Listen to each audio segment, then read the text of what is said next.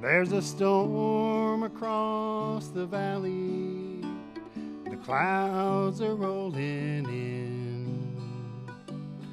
The afternoon is heavy on your shoulders. There's a truck out on the 4-lane, a mile or more away. The whining of his wheels just makes it colder. Welcome to Community Forum. Today is Friday, February 17th, 2023. Your host today is Priscilla Almquist-Olsen, and I'm pleased to welcome two of the only two co-founders of the ECAT, that's Easton Community Access Television, about 13 years ago. I think that's right. And we have here to my left Howard Miller and Paul DiNicola, who is affectionately called Dino. Welcome, you guys. Okay. Thank you. Thank you, Priscilla. Great to be here. Yes. So tell me about how this idea happened that you conceived for Easton, a community access television station. Who wants to start? Howard? I'll start. Yeah.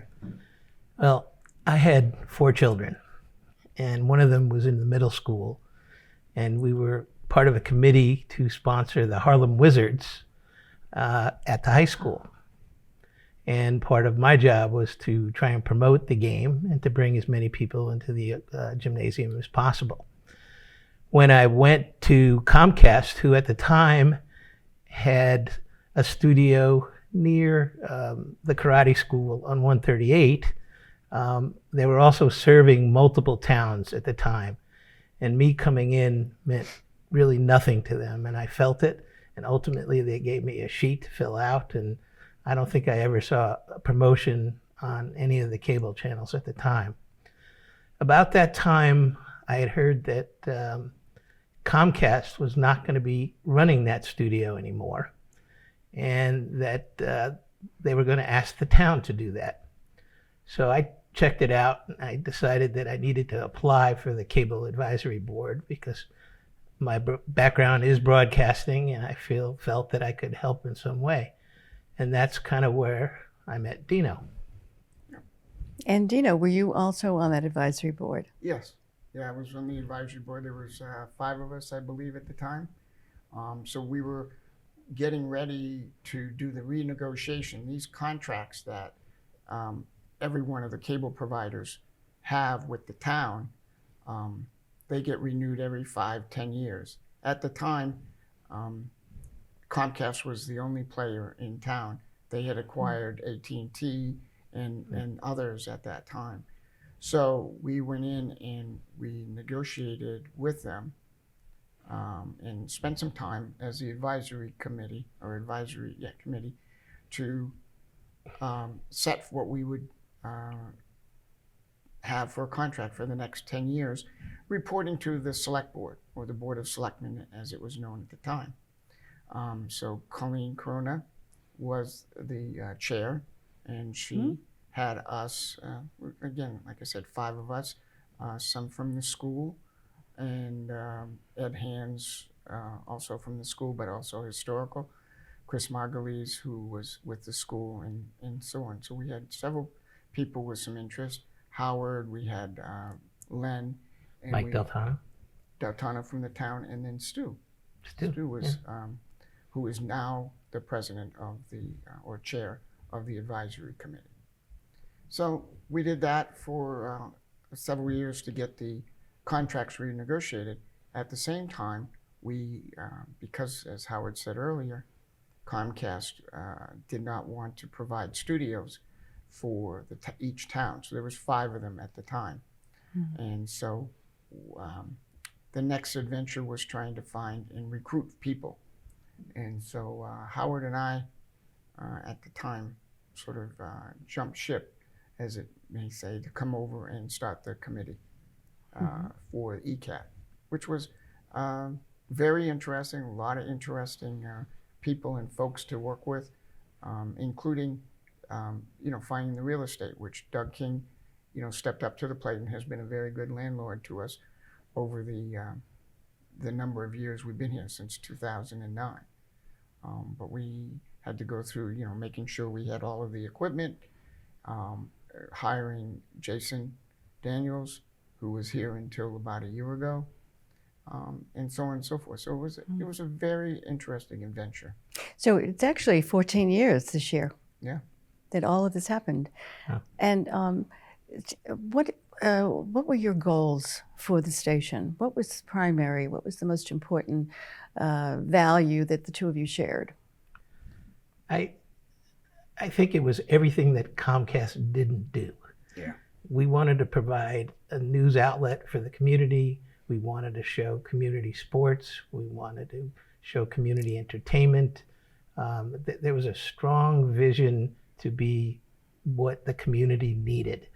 And where do you go when you have 3 television channels? What more can any one person ask for to communicate things out? Yes, one was for public meetings, one was for education, and one was for government. But if we lived it out as it was prescribed in the law, actually, we were going to have good stations and that serve the community the way we wanted to. Yeah, okay. And so, Dina, what was the way you wanted to? What was of service to the community? Well, I think What types of programs? Yeah, well, let me go back and just add one more thing to Howard. It's not only serving the community, but also providing an education vehicle for the schools or anybody else that wanted to come in from the community. So that additional part, I think, played big into, I know Howard's background in what he was doing as well as others. And part of the monies that we get to do it to the television to serve the community, much like Howard said.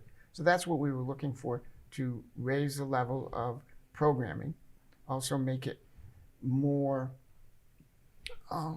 centric around Easton and what we're doing here and what affects us. Because to be honest with you, again, because Comcast was running 5 communities, it wasn't always focused around Easton. It was focused around whatever they felt was needed at the time, or whatever they could easily show on it. And you could tell, not to slight them, I mean, their focus wasn't about the communities per se and the quality of what they would put out.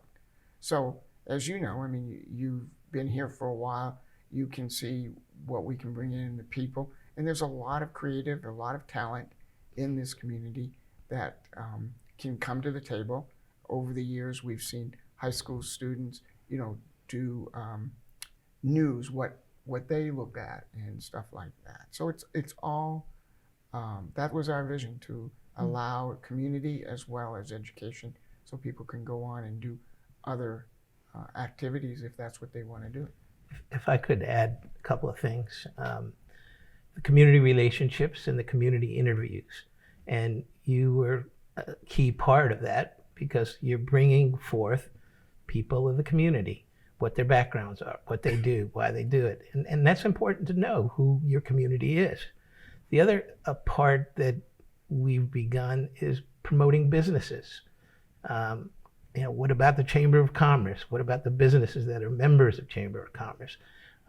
That's part of the community, and it's an important part of the community. In some ways, it's good knowledge, number one, and number two, it's good support of what we do.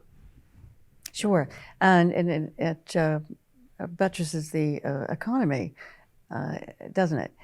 Now, I started doing community forum in 2011, so I'm just thinking, my gosh, that's 13, is that right? 12. Thank you, 12 years ago. Wow. And I remember sitting down with Jason, and I had 54 ideas for shows. Mm-hmm. And they varied, whether it was an author, an artist, a musician, a politician, a plumber, electrician, ordinary people who were doing extraordinary things. Mm-hmm. And sometimes it was history. It was about the Ames family and their contributions to Easton's history and growth. I had people like our town historians, Hazel Varela and Ed Hands. And so the whole idea, as Howard is saying, is to let people know who is in their community. And also when you interview people who are serving as public servants, who are in the government, and I've been doing that this year, trying to have everybody have a say. I think this channel allows people to see who the people that are serving them. And when they see them and they like them, they may just trust them a little more. And I think that's a part of my purpose anyway, is to share, as Howard put it and Dino put it, to share who is in our community and what they offer and us, in our lives. And certainly the quality of life in Easton is made up of a lot of people with a lot of purpose. Well, we were lucky. We had the wherewithal to provide equipment in a studio here. And we were also lucky to have equipment that we were allowed to let the community utilize.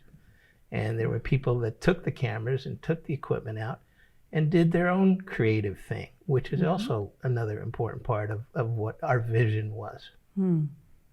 I remember those early days. Yeah. And we've also provided, new and upgraded and expanded capabilities to both the schools as well as the town halls and different meeting buildings. And you also have given opportunities to young people, training them in how to use the equipment, how to use the cameras, how to edit them, whatever they film and so forth. Yeah. So many of them have gone on to careers in the industry, whether it's film or TV. We've been fortunate with the staff over the years. They continue to provide that and work very well with the community and continue to do the outreach, which is important. Tell us a little bit about how the program with the schools developed. One of you. Well, I'm not exactly sure, but I'll give it a shot.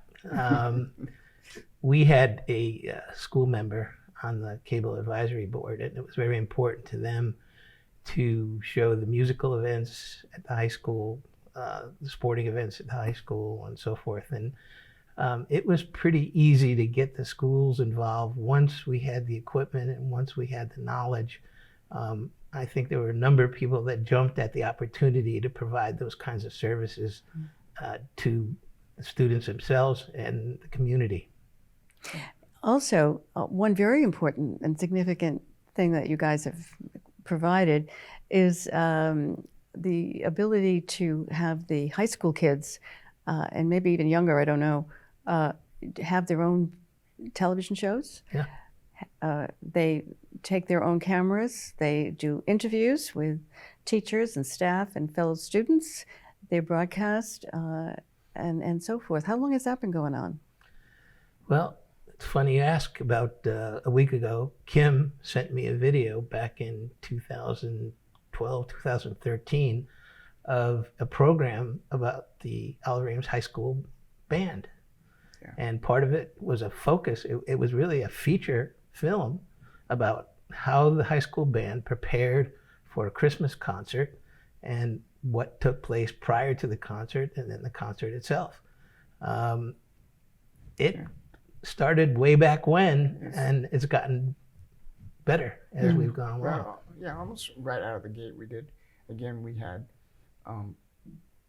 Ed Hands, who was the he was a media teacher. Yeah, media teacher at the high school, kind of doing it as I don't think it was a full-fledged. No, he's a history teacher, and he was chairman of the history department. Yeah. But that was his love. Yes, it exactly. absolutely was.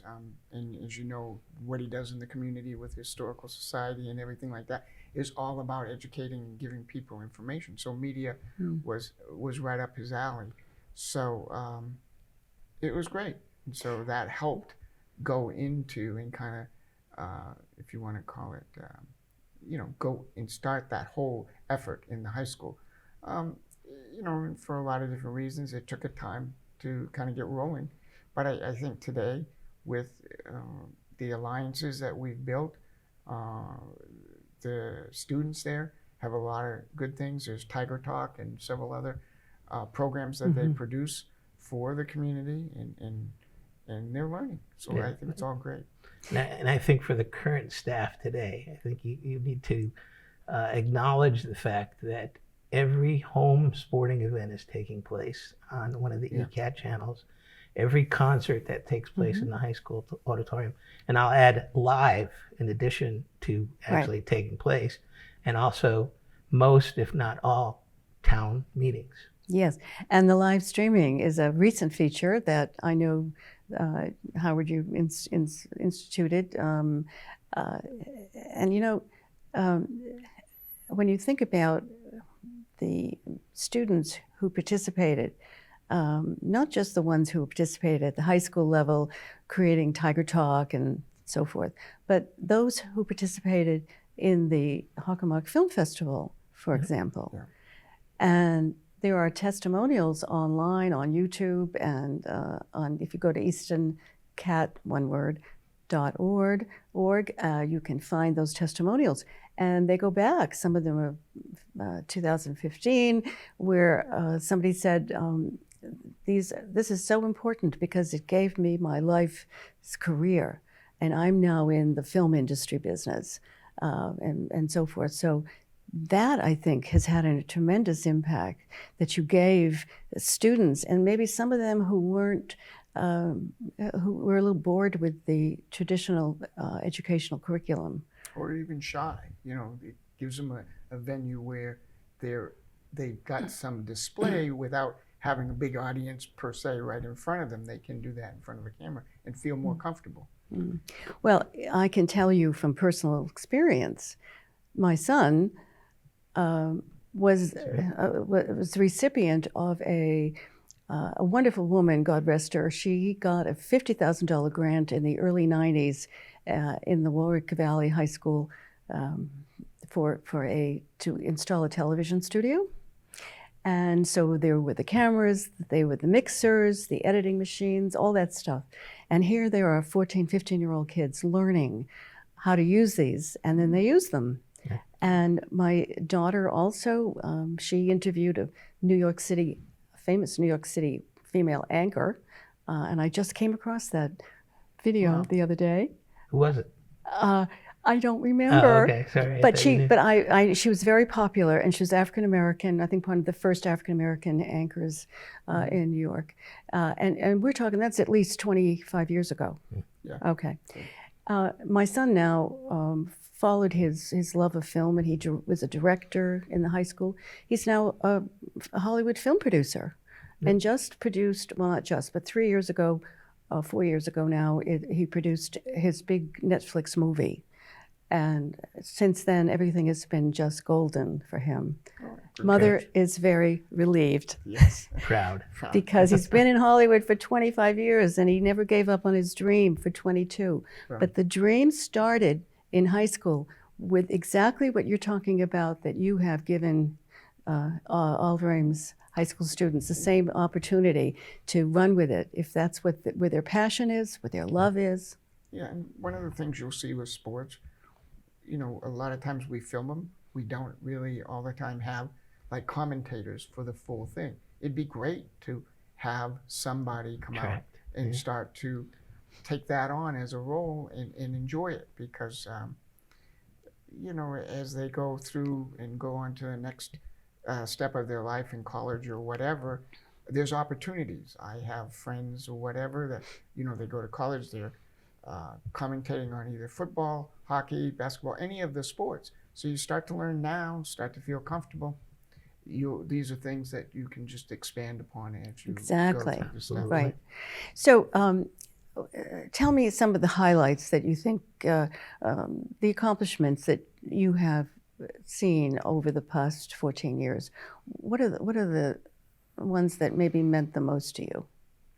Well, Howard, the one that sticks out to me the most is the actual construction of the studio where we are. It finally became a real thing. Mm-hmm. Up to that point, it was a lot of discussion, it was a lot of talk, it was a lot of negotiating. But when we signed the lease with Doug King and we said, we want a window here and we want a door there. And we came back the week after and it was actually there. He said, wow, Yeah. we really got something. And I need to pay, I'd be remiss if I didn't pay some respects to Comcast and Verizon, because they do support this through cable subscribers. And we would not be able to sit here, look at the equipment that we're looking at, and take the equipment to the high schools and so forth, if it weren't for that support that we get from them. So it's very important. It's a very important relationship. Yes. Yeah. And of course, it benefits them too. It's good PR for them. Yeah. But anyway, it's just such a blessing, I think, to all the families in Easton to be able to turn on their TV or go online at eastoncat.org or see on YouTube a program. Maybe it's somebody about one of their neighbors who's done something extraordinary. Maybe it's somebody in a government service and they really didn't know them and they didn't know really what they did, and all of a sudden they are educated. So the whole system here is geared to people who otherwise would not get an opportunity. They're not famous, they're not a famous journalist or a famous actor or famous this or that, but they do things that are extraordinary. Yeah. And so ECAT, I'm really pleased to say, highlights those people. And my job is to find them. So those of you who are watching today, if you know somebody, call the station here at 508-230-7200 and give us a tip. You can do it anonymously and tell us who you think we should honor by having a program about their accomplishments and their contributions to the quality of life here in Easton. So what were the challenges? Sorry, didn't want to interrupt. But also expanded in the last couple of years. Like you said, the website has expanded, and what we can offer, not only do they do live, but they, like you said, YouTube. Now that not only goes around the community and neighbors, but it goes across the country because everybody has family or friends that are either traveling or live somewhere, and they can participate. Oh my goodness, I hadn't thought of that. I'll take it one step further, around the world, literally. Yeah, so we can go around the world. Yeah, and Howard's been a big proponent of that and helping us get to that level. So yes, it's been big about that. And so we're going to continue to do that and continue to expand that the information that are gathered here doesn't just stay in the community, but it does get out to those that are really interested. And I'm sure it has an impact because somebody in Kansas sees somebody in Easton doing X, and they say, good idea, let's do it here. Yeah. Well, not only that, there are people that grew up in Easton that live in Kansas. Yes. And people that grew up live in UK, for example.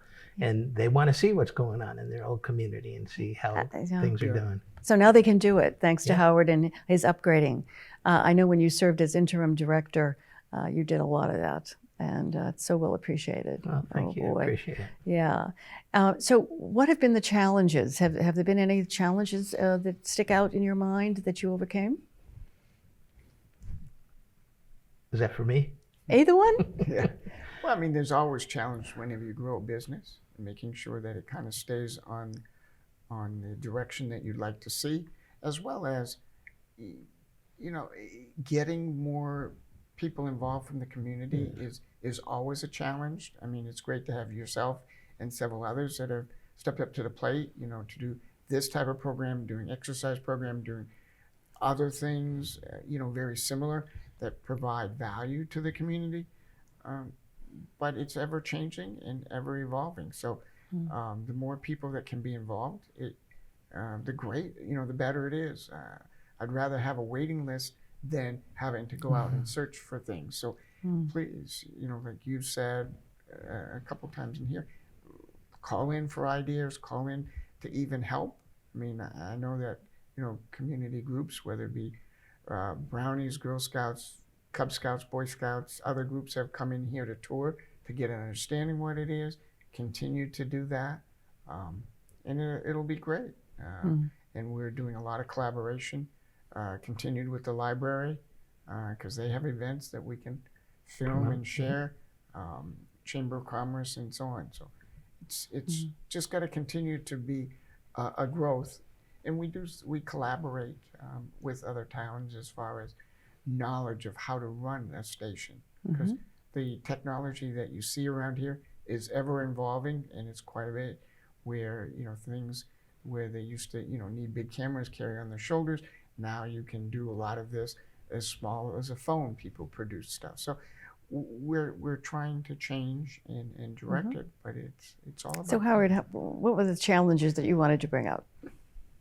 Thank you. I think that the biggest challenge that people don't realize is that there's a staff that takes the responsibility here on a day-to-day basis, but behind the scenes, there's a board of directors that oversees the business and is ultimately responsible for the success or the failure of the business. And what people don't understand is that these are all volunteers. People who have other lives, people who have children, people who have jobs, people who go to school and so forth. And they take time to help ECAT be what it is. And, I point to this guy over here who spends a significant amount of time as president of the board during his normal work week to make sure that things are working correctly, to make sure that the business is going as it should. And it does take a lot of time. Sure does. And so what's your vision for the future? The vision for the future is to improve on our programming, the quality of the programming. I want to make sure ultimately, and I talk to Kim about this quite often, we want to be able to see, and as important, we want to be able to hear. So if we can do those two things, we've got 90% of the future. As the equipment evolves, as Dino pointed out, we can use telephones, we can be more present at events that happen with no plan whatsoever. So if they're moving the statue and we weren't notified, we can go with our phone and film the moving of the statue. Or if there's a major catastrophe in town, we can take care of it. Right. The other thing I would want to do is become more timely, become more news driven, that if there's a school closing, if there's an accident at a certain location, I want to be more prevalent in reality as opposed to just live sports and live meetings. So I know everybody likes to go to Boston stations or Providence stations, whichever their preference is, but you can come to the ECAT station and, we'll start to show, school closings like Howard was saying, or any other kind of exception things that the town people would need to know about. And what's good is not only can you get it on the TV, but it'll be on the website and on YouTube. Yeah. Now I just got a signal. We got about a minute left, so but I didn't go over your backgrounds, and I know that both of you have very full backgrounds in the business. Can you briefly just share? Give me a 10-second. Yeah, I think Howard should go because he's more relevant to this business. Well, it's very impressive. Were you just a little kid when you decided this was for you? Yeah, I was a showbiz kid. I really liked it. My first real entry into the business was in my high school marching band. And in my senior year of high school, we marched in the Rose Bowl parade. Oh, wow. It excelled from there. I went to Emerson College and ultimately came out as an intern at ABC Sports. And I moved over to CBS and spent 20 years working at CBS Sports and the NFL Today. And if I could just brag a second, I'm a winner of 4 Emmys. Really? So, it takes its course. And sometimes if you have to be in the right place at the right time.